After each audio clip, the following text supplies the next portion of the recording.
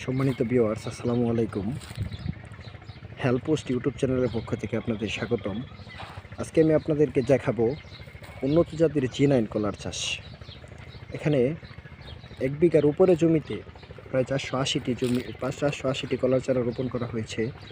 এই কলার চারাগুলো আঞ্চলিক ভাষায় বা আমাদের যে গ্রামের ভাষা আছে এগুলোকে সাগর কলা নামে পরিচিত। এবং এটি যদি আপনি মানে দেশসহ দেশের বাহিরে এই কলার নাম হলো আপনার জি9 জাতের কলা। এই কলার চারাগুলো রোপণ করা হয়েছে গত 4 মাস আগে। আপনারা দেখতে পাচ্ছেন যে কলার চারাগুলো মোটামুটি ভালো পরিস্থিতির মধ্যে আছে, কিন্তু সম্প্রতি দেখা গেছে যে কিছু কিছু চারার মধ্যে আপনার পোকার আক্রমণ হয়েছে। যেমন আপনি যদি এই চারাটি দেখেন তাহলে দেখতে পাবেন যে কলার ঢুকার মধ্যে যে ইয়াগুলো দেখতে পাচ্ছেন, এটার জন্য গতকালকে স্প্রে করা হয়েছে। উপজেলা উপসহকারী কৃষি কর্মকর্তার পরামর্শে এখানে কীটনাশক স্প্রে করা হয়েছে গতকালকে। আজকে বাগানে এসে দেখতে পাই যে আসলে কলা গতকালকের তুলনায় পোকাগুলো অনেকটাই কমে গেছে এবং কলার চারাগুলো থেকে আপনার পোকা নাই বললেই চলে। এবং গতকালকে যে ওষুধটা স্প্রে করা হয়েছিল সেই ওষুধটার নাম হলো আপনার নাইট্রো।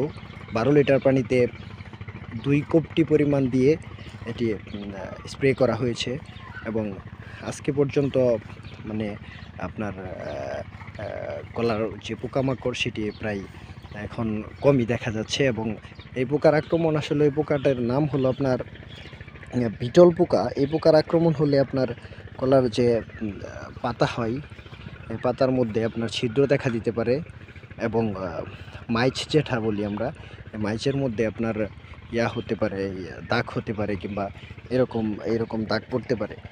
এটা স্প্রে করার পরে আপনার কিছুটা হয়তো বা কমতে পারে। এবং আশা করা যায় যে আমি যতটুকু জানতে পারছি যে 4 মাস যাবৎ কলা করে যে বুঝতে পারছি সেটা আপনার মানে এই কলাগুলোর মধ্যে পোকামাকড়ের সংখ্যা মোটামুটিভাবে কমই, রোগ জীবাণুর সংখ্যা কমই বলা চলে। এবং যদি সব কিছু ঠিকঠাক থাকে তাহলে আপনার এই কলাতে হয়তো বা 8 মাস কি 9 মাসের ভিতরে আপনার কলার থোর যেটাকে বলি আমরা, সেই থোর আসতে পারে। এবং আশা করা যাচ্ছে যে নিয়মিত পানি, সার, ওষুধ এবং সঠিক যত্ন নিলে এই কলা লাভজনক ফসল হিসাবে আশা করা যাচ্ছে যে লাভজনক ফসল হিসাবে আপনার কৃষক গড়ে তুলতে পারবে।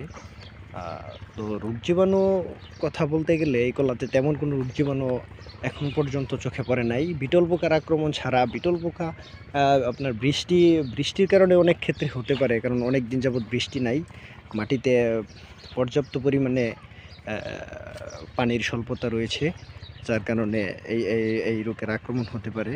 সেজন্য আমরা চেষ্টা করতেছি যে নিয়মিত সেচ দেওয়ার জন্য এবং পাশাপাশি উপজেলা সহকারী কৃষি অফিসারের পরামর্শে যে ওষুধ বা যা কিছু স্প্রে করার জন্য আমরা সর্বাত্মক চেষ্টা করতেছি। তো দেখতেই পাচ্ছেন আপনারা যে এখানে যে উন্নত জাতের জি9 কলার চাষ করা হয়েছে। এই জি9 কলার চারাগুলো গত 4 মাস আগে এখানে রোপণ করা হয়েছিল।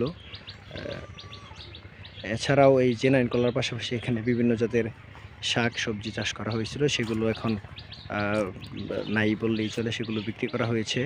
এখন শুধু কলার গাছের যত্ন করা হচ্ছে। পাশাপাশি আপনার সার প্রয়োগ এখন পর্যন্ত, মানে শাক সবজি বিক্রি করার পরে কোনো প্রকার সার প্রয়োগ করা হয় নাই। মাটি বৃষ্টির জন্য অপেক্ষা করছে কৃষক। বৃষ্টি হলে তারপর সার প্রয়োগ করবে। এবং গাছের গোড়ায় দেখতে পাচ্ছেন যে মাটির অনেক স্বল্পতা রয়েছে, গাছের গোড়ায় মাটি দিয়ে তারপর আপনার করে দেবে। তো ধন্যবাদ, সবাই ভালো থাকেন। আসসালামু আলাইকুম।